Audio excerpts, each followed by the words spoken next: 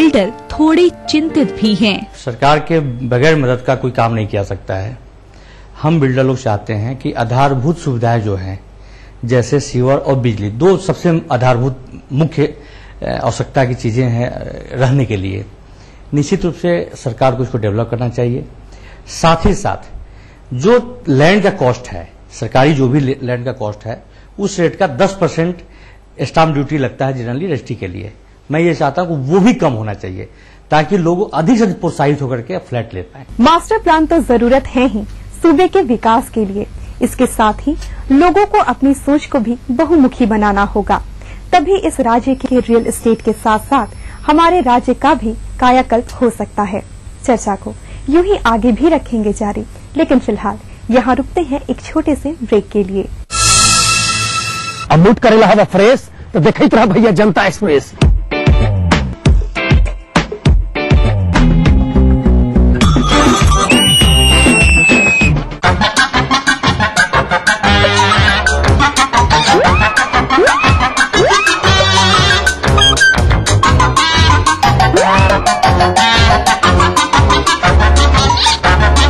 अरे मूड करना है फ्रेश तो देखते रहिए जनता एक्सप्रेस, हर रविवार सुबह 11:30 बजे सिर्फ ईटीवी बिहार।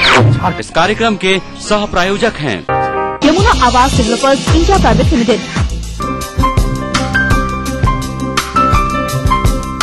मां लाशऊरी तौर पे शेरों में आ गई, जन्नत में एक पेड़ गजल का। हम नए मुल्क बना सकते हैं, तहजीब की तकसीम नहीं हो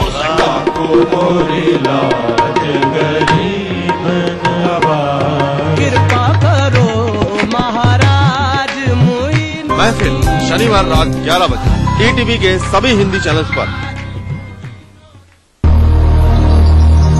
बढ़ रही है जनसंख्या, घट रही है जोत, ऊपर से महंगाई का बोझ, विश्व बाजारों में जारी है प्रतिस्पर्धाओं का दौर, कृषि उत्पादन और आमदनी बढ़ाने की होड़।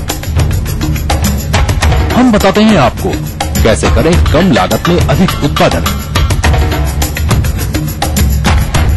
उन्नत बीज, नई तकनीक और विविधीकरण से बनाए संपूर्ण, समृद्ध और खुशहाल भारत।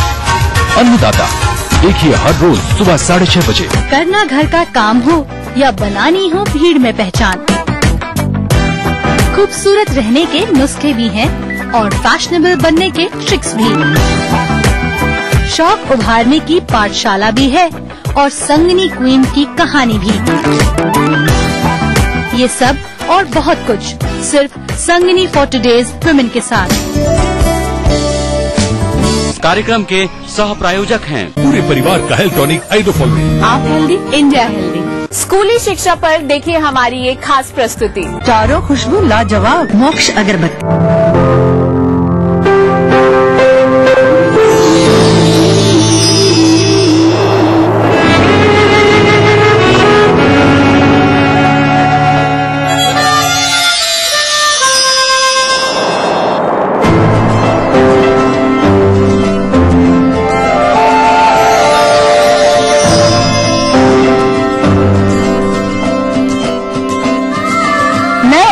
से जुड़े नए रिश्ते बिखेरेंगे रंग।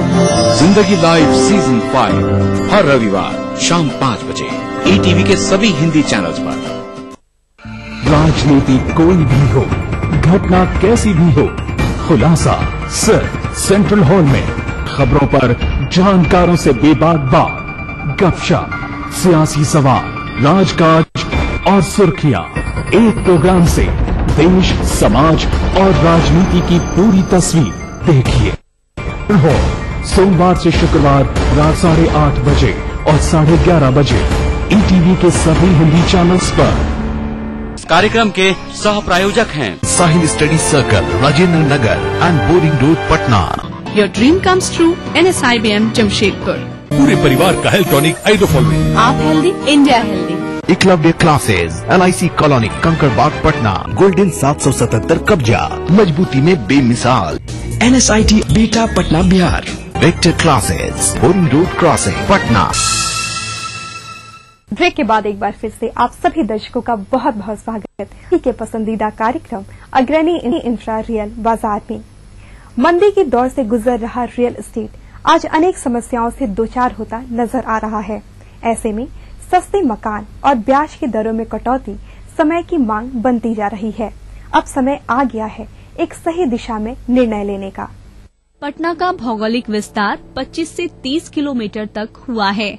मुश्किल ये है कि पटना का बहुत बड़ा हिस्सा गंगा के तटीय इलाके से घिरा है, जिसकी वजह से पटना का विस्तार गंगा के उस पार हाजीपुर के अलावा दूसरी ओर दानापुर, बिहटा, मनेर और फतुहा तक फैला है। हालांकि ज्यादातर लोग पटना का मुख्य इलाका रेलवे स्टेशन से 15 किलोमीटर की परिधि तक मानते हैं, जहां ज्यादातर सरकारी और गैर सरकारी इमारतें हैं।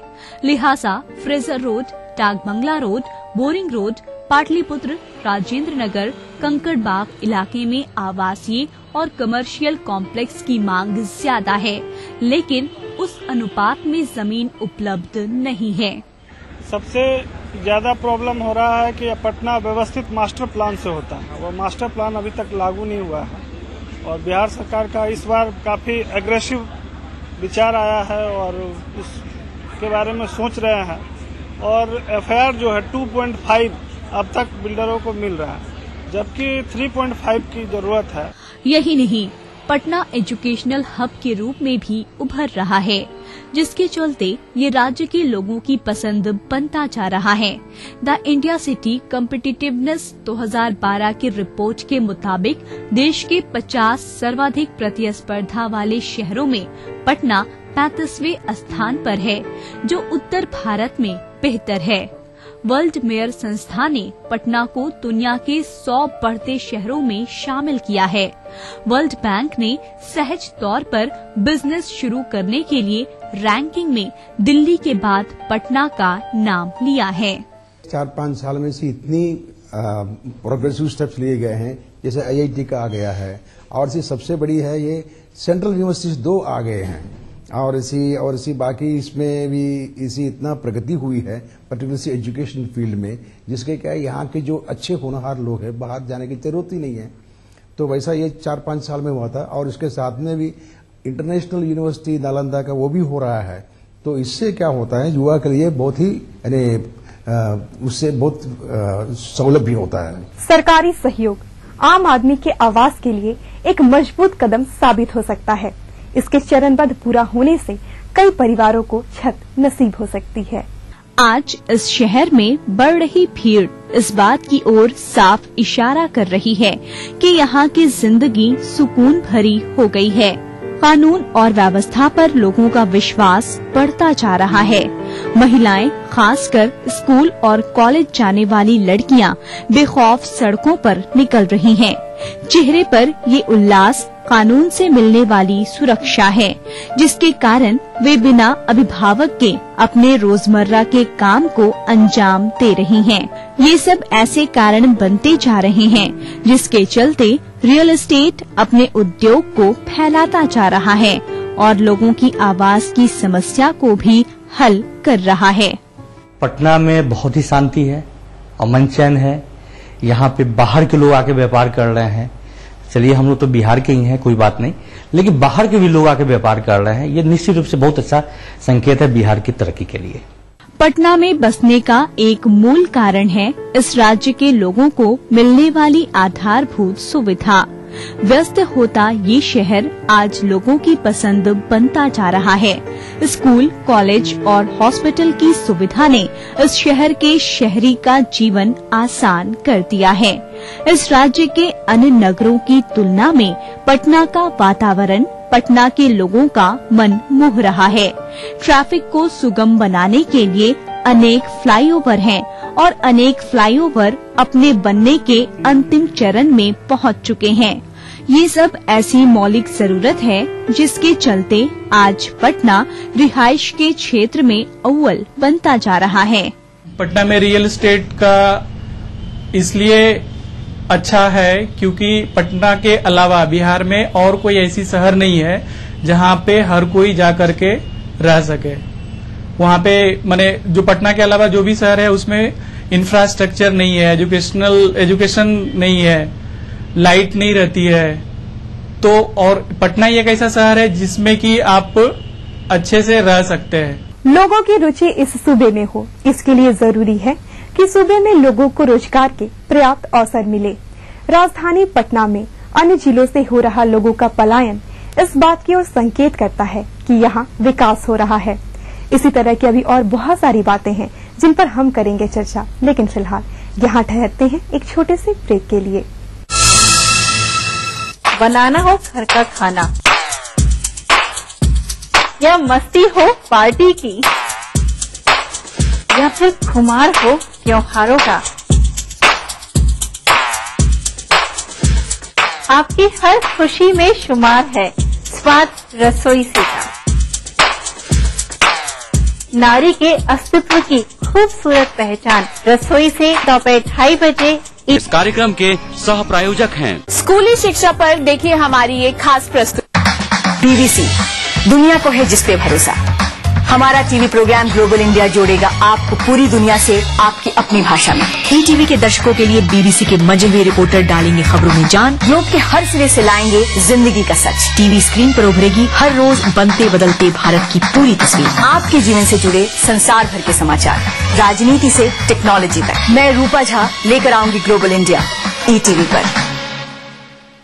आवारा हूँ या गर्दिश में हूँ, आसमान का तारा हूँ। लेके पहला पहला प्यार भर के आँखों में खुमार, जादू नगरी से आया है कोई जादूगर। ये रातें, ये मौसम, नदी का किनारा, ये चंचल हवा। कहा दो दिलों ने कि मिलकर कभी हम न होंगे जुदा। भूली बिसरी गीत देखना ना भूले। कोई भाई, कोई बादशाह तो कोई शहंशाह, कोई एंग्री यंग मैन तो कोई स्टंट मैन। किसी का झगड़ा, किसी का लफड़ा, लव हेट का मामला आम है यहाँ।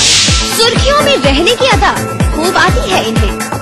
अपने अपने तरीके से काम करते हैं सब इंडस्ट्री में, इसीलिए तो खासा दिलचस्प है फिल्मी दुनिया की खबरें। देखिए फिल्मी नामा इस समय पर। इस कार्यक्रम के सह प्रायोजक हैं प्राचीन संस्कृति की पहचान लेकर आज का बिहार बढ़ चला है नई दिशा में, नई आशाएं लेकर। और उस राह पर घटी हर एक घटना करती है असर जनता पर, प्रदेश को देती है नया मोड़, तय करती है आगे की राह। इस तरह बनती है खबर, अपने बिहार की खबर, अपना बिहार इस समय पर। इस न्यूज के सह प्रायोजक हैं ब्रिजली विद्यालय Koderma, world famous Formi mobile, mobile for me, little wing school, Krishna Nagar, Booti Mor, Ranchi, Yamuna Awas developers India private limited, NSIT Bihta Patna Bihar, चारों खुशबू लाजवाब, मोक्ष अगरबत्ती। आपके सपने बुने हम हैं अग्रणी। ब्रेक के बाद एक बार फिर से आप सभी का बहुत बहुत स्वागत अग्रणी इंफ्रा रियल बाजार में। बिहार में कानून व्यवस्था में हो रहे सुधार के कारण ही रियल एस्टेट के महंगे होते स्वरूप के बावजूद भी लोग महंगे महंगे आवास में रहना पसंद कर रहे हैं। इसके बावजूद एक बड़ा तबका ऐसा है जो सरकार से ये अनुरोध कर रहा है कि वो भवन निर्माण की सामग्रियों में कुछ सब्सिडी की व्यवस्था करे। एक से बढ़कर एक आलीशान इमारतें और कतार में खड़े खूबसूरत अपार्टमेंट इस शहर की जहां शान बढ़ा रहे हैं, वहीं इन घरों के अंदर की बनावट और सजावट को देखें तो उसमें भी अलग तरह की विविधता दिखी जाती है। ये शहर अपने विकास में एक ओर पूरी आधुनिकता समेटे है, वहीं दूसरी तरफ अपनी संस्कृति को भी पूरी तरह से ओढ़े हुए भी है। जी हाँ, ये बातें हो रही हैं पटना शहर की, जो कभी पाटलिपुत्र के नाम से भी विख्यात रहा है। वैतरणी यानी स्वर्ग की ओर मार्ग प्रशस्त करने वाली गंगा के किनारे बसे इस शहर ने अपनी सांस्कृतिक विरासत को भी काफी संभाल कर रखा है। एक समय था जब मिडिल क्लास के लिए घर एक सपना था, कोई बना नहीं पाता था घर। उतनी पूंजी नहीं होती थी, लेकिन अपार्टमेंट शैली ने एक बड़ा काम ये किया कि मिडिल क्लास के लिए इतनी सुविधाएं दी, लोन की और किश्तों में पैसा जमा करने की। तो ये बहुत बड़ी सुविधा हुई कि सबका घर का सपना एक पूरा होने लगा। ये सही है कि बढ़ती महंगाई ने इस पटना को भी अब महंगा शहर बना दिया है। एक आम आदमी की सुविधा के हिसाब से भी अलग अलग इलाकों में फ्लैट की कीमत तय होने लगी है। बात चाहे बड़े बजट वाले आवास की हो या फिर मध्यम वर्ग की खुशी को ध्यान में रखकर बनाए जा रहे घर की। हर मकान की व्यवस्था पूरी तरह तय मानक के साथ हो रही है। यही एक बड़ा कारण है जिससे पटना का रियल एस्टेट आज हर लिहाज से इस शहर में एक बेहतर भविष्य की रूपरेखा खींचता जा रहा है, जिससे एक मध्यम वर्गीय परिवार रियल एस्टेट में अपने लिए ढेर सारी गुंजाइश देखने लगा है। इस उद्योग के बढ़ते दायरे से ये वर्ग अपने को अछूता नहीं रख पा रहा है। अपार्टमेंट में मिल रही सुविधा और फ्लैट के अंदर डिजाइनर सजावट लोगों का मन मोह रही है। ये बदलता हुआ परिवेश एक अपना डिबेटेबल इशू है, कितना बदला, कितना बदल रहा है, क्योंकि अभी भी हमने कहा कि बस पटना ही एक शहर है रहने के लिए, बाकी शहर भी नहीं है। और पटना को भी अगर कंपेयर करें बाकी अन्य राज्यों की राजधानी से तो हम कहाँ हैं ये बोलने की जरूरत नहीं है। और यहाँ पे रहने के लिए अब रहना तो कोई कहीं भी, अब कोई जंगल में भी लोग रहते हैं, हर जगह लोग रहते हैं। रहने यहाँ के लोग यहाँ जाएंगे भाग करके, यही रहेंगे। इसलिए जो हम लोग यहाँ रह रहे हैं तो हम लोग कैसे रह रहे हैं ये तो मतलब एक अलग से लंबी डिबेट का विषय है। और कितना सुधर, कितना हम लोग का आगे राइज किए हैं और कितना करना है ये तो देखना है। सरकार के प्रति लोगों का विश्वास और आने वाले हर दिनों में कानून व्यवस्था में गुणात्मक सुधार इस सूबे के विकास का आधार बनता जा रहा है। ऐसा नहीं है कि शहर अब पहले की तुलना में सुंदर नहीं दिख रहा है। इसके रूप रंग में अनेक बदलाव आए हैं। बीते कल से अलग आज ये शहर दिन ब दिन रफ्तार पकड़ता जा रहा है। पहले की बनिस्बत ज्यादा मिल रही सुविधा ने राज्य के लोगों को शहर में अपना आशियाना बनाने की होड़ पैदा कर दी है। एक का मानना है कि पटना और सूबे के सौंदर्यीकरण के लिए आपसी सहयोग की बड़ी जरूरत है। 1975 में पीआरडी का गठन हुआ, जो पीएमसी से अलग हट करके एक इकाई बनाई गई, जो पटना के लिए डेवलपमेंट के लिए अथॉरिटी को गठित किया गया। और मैं आपको बता दूं कि आज तक उन्होंने बिल्डरों का भी एनरोलमेंट नहीं किया कि पटना में कितने बिल्डर हैं और किस कैटेगरी के हैं। उनको इसकी भी जरूरत उन्होंने नहीं समझा। अपार्टमेंट तो दूर की बात है, बिल्डर का भी रजिस्ट्रेशन उन्होंने नहीं कराया। हम लोगों ने कई एक बार हमने डिमांड उठाया था कि भाई हम लोग कैसे पहचान होगा, कोई व्यक्ति जानना चाहेगा, हमारे बिहार के जानना चाहेंगे कि बिहार में कितने बिल्डर्स हैं या पटना में कितने बिल्डर्स हैं, तो आप कोई भी व्यक्ति बताने की स्थिति में नहीं है। जहां तक बिल्डर एसोसिएशन का मामला है तो उनके पास भी सारे बिल्डर का रजिस्ट्रेशन नहीं है या मेंबर नहीं है। आज पटना का रियल एस्टेट अपने एक अलग मुकाम पर पहुंचता जा रहा है।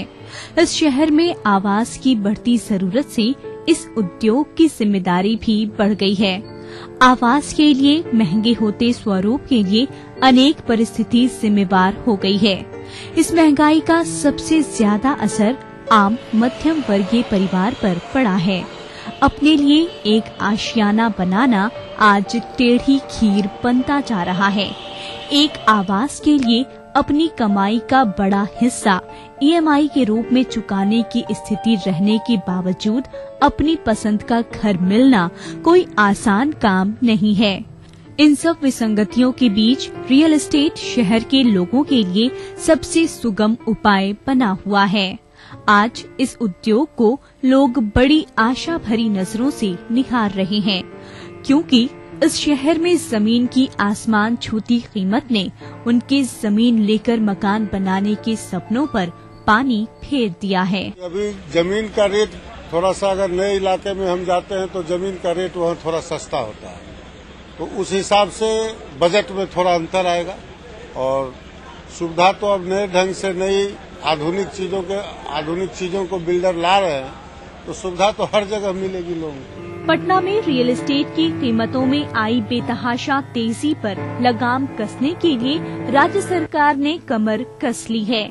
इस कवायद के तहत राज्य सरकार ने राजधानी के आसपास के इलाकों को विकसित करने की योजना बनाई है। इसके तहत मनेर, फतुहा, सोनपुर और हाजीपुर को राज्य सरकार सैटेलाइट शहरों के रूप में विकसित करेगी। इसके लिए हम इसके आसपास के इलाकों को विकसित कर रहे हैं। इन इलाकों में बुनियादी सुविधाएं जैसे पेयजल, पक्की सड़कें, स्कूल, अस्पताल और बिजली मुहैया कराई जाएगी। इससे इन इलाकों की तरफ भी लोग आकर्षित होंगे। पटना शहर के लिए बने मास्टर प्लान 2021 में भी इसका उल्लेख किया है।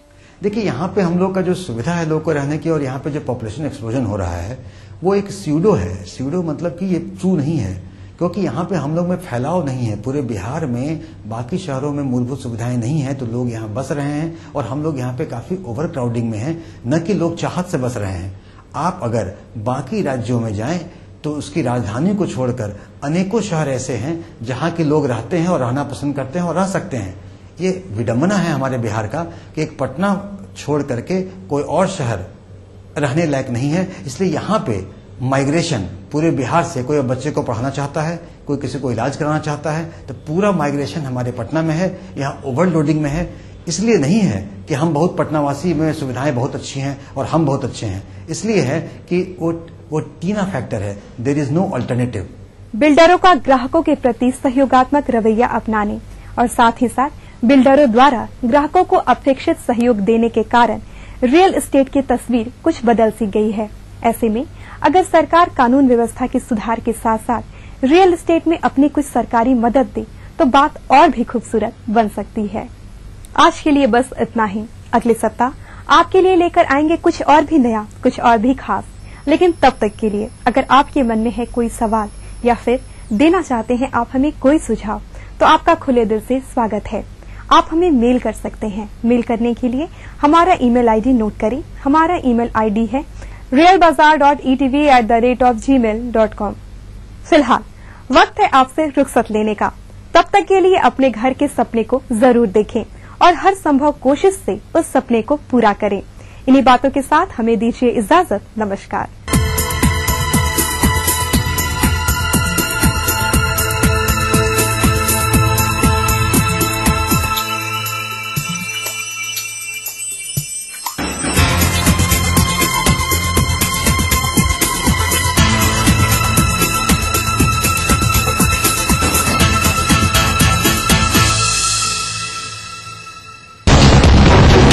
जब मजलूमों की चीखें खुद ही को सुनाई देनी बंद हो जाएं,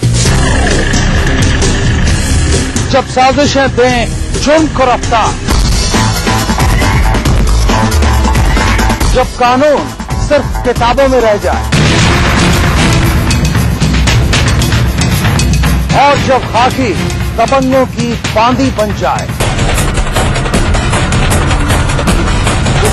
तब सिर्फ एक बुलंद आवाज, दास्ताने जुर्म, सोमवार से शुक्रवार रात 9:30 बजे ईटीवी के सभी हिंदी चैनल पर।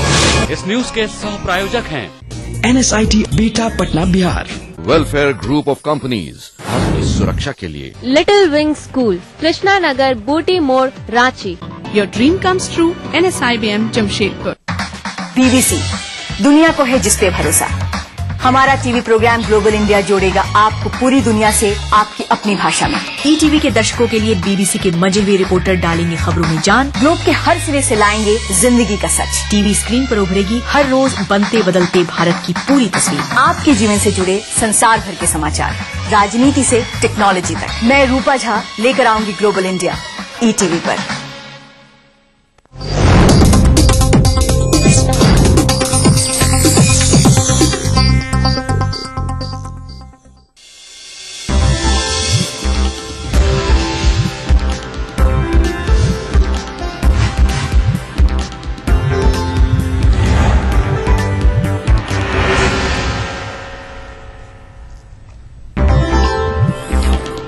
पार्टी में जारी नाराजगी के बीच भाजपा नेता विवेक ठाकुर ने किया नामांकन।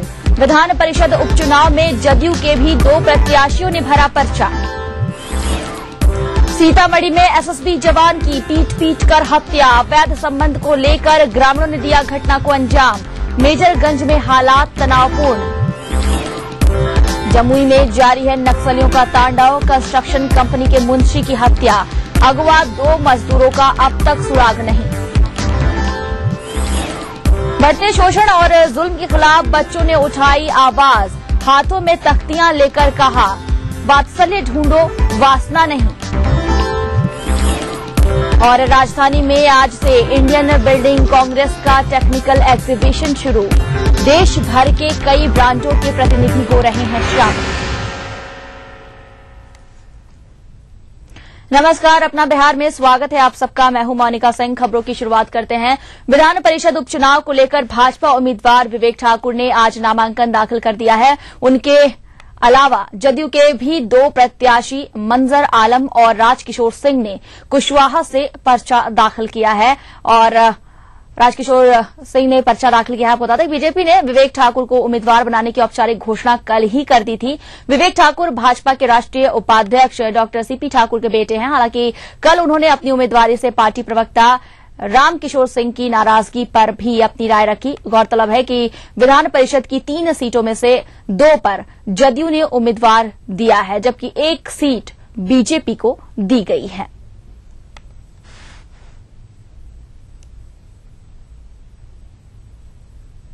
बजे नामांकन बिहार विधान परिषद में होगा, विधानसभा में होगा और भारतीय जनता पार्टी और जदयू के प्रत्याशी साथ में नामांकन करेंगे।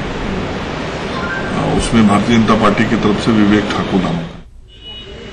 देखिए, ये तो एक स्वाभाविक प्रक्रिया है कि स्थितियां उतनी रहती हैं, जगह उतना ही रहता है। कभी कभी ऐसा होता है, पूरा जगत जानता है कि मैं भी इन अनुभवों से गुजर चुका हूं क्योंकि से, लेकिन एक समर्पित कार्यकर्ता के नाते हमने कभी इस तरह की बात नहीं की। और निर्णय एक व्यक्ति का तो होता नहीं, पार्टी का होता है और पार्टी में काफी नेतागण होते हैं जो मिलकर एक सामूहिक निर्णय लेते हैं। और अंततः हम लोग हमेशा से। उधर प्रदेश भाजपा प्रवक्ता रामकिशोर सिंह ने बीजेपी नेतृत्व पर खुलकर निशाना साधा। उन्होंने सीधे सीधे सुशील मोदी पर निशाना साधते हुए कहा कि ऐसे व्यक्ति को नेता कहलाने का हक नहीं जो कार्यकर्ताओं की बात सुनने तक को तैयार न हो। रामकिशोर ने कहा कि डर की वजह से पार्टी ने विवेक ठाकुर को उम्मीदवार बनाने का फैसला लिया है। और सुशील मोदी से मैं बात करने की कोशिश कल से अनेकों बार किया, वो बात करने की भी हिम्मत नहीं जुटा रहे हैं। मंगल पांडे जी से बात हुई, मंगल पांडे जी ने सारी बात कहा। जो सुशील मोदी जी एक कार्यकर्ता से बात करने की हिम्मत नहीं जुटा पा रहे हैं, उनको नेता रहने। तो आपको बता दें कि भाजपा उम्मीदवार की घोषणा के साथ ही विवेक ठाकुर के नाम की घोषणा हुई थी और उसके बाद आज उन्होंने अपना पर्चा भर दिया है। साथ ही जदयू के भी 2 प्रत्याशी मंजर आलम और जो भी 2 प्रत्याशी हैं, इन लोगों ने भी अपना पर्चा दाखिल कर दिया है। बात करते हैं अपने पटना संवाददाता शशि भूषण से। शशि, आरोप प्रत्यारोप के बीच आखिरकार पर्चा दाखिल कर दिया गया है। जी बिल्कुल, और 3 सीटों के लिए जो चुनाव हो रहा है मोनिका, उसके लिए सबसे पहले गठबंधन में तकरार की खबरें सामने आई। उसके बाद पहले जदयू ने दावा किया कि वो 3 सीटों को जीतने की स्थिति में है। हालांकि 1 सीट वो भाजपा को दे रही है, जदयू ने ऐलान किया। उसके बाद भाजपा को जब 1 सीट मिली तो भाजपा के अंदर भी गतिरोध कम देखने को नहीं मिला। विवेक ठाकुर के नाम की घोषणा भले ही प्रदेश नेतृत्व ने की हो, लेकिन रामकिशोर सिंह सरीखे जो नेता है, बड़े नेता माने जाते हैं, पहले भी एमएलसी रह चुके हैं, उन्होंने खुद अपनी जानकारी पेश की। उसके बाद से काफी हंगामेदार हुआ ये चुनाव का जो माहौल है। और आज चूंकि नामांकन का दिन है तो आज 3 उम्मीदवारों ने नामांकन किया है। जदयू की तरफ से 2 और भाजपा के उम्मीदवार विवेक ठाकुर ने नामांकन किया है। जदयू की तरफ से जो उम्मीदवार बनाए गए हैं उनमें मंजर आलम और जो राजकिशोर सिंह कुशवाहा हैं, सीतामढ़ी जिले से आते हैं, कुशवाहा वोट बैंक को देखते हुए जदयू ने शायद उनके नाम का चयन किया। तो इसको लेकर के 3 उम्मीदवारों ने आज नामांकन किया। और नामांकन के वक्त जो एनडीए के तमाम नेता हैं, मुख्यमंत्री खुद नीतीश कुमार, उप मुख्यमंत्री सुशील मोदी, एनडीए संयोजक जो बिहार में है भाजपा के मंत्री नंदकिशोर यादव, संसदीय कार्य मंत्री विजेंद्र यादव, ये तमाम नेता जो है वो मौजूद रहे। बड़ी संख्या में उनके समर्थक जो है विधानसभा में मौजूद हैं। और अब नामांकन करके जो 3 उम्मीदवार हैं वो विधानसभा से रवाना हो चुके हैं। हालांकि मुख्यमंत्री अभी भी विधानसभा में और उनके निकलने का इंतजार हो रहा है। लेकिन गठबंधन के ऊपर जो तमाम अटकलें लग रही थी उसको एक सिरे से खारिज करने की जो कोशिश है वो दोनों दलों के नेताओं ने की है, भाजपा और जदयू के नेताओं ने की है। हालांकि अलग अलग दोनों दलों की तरफ से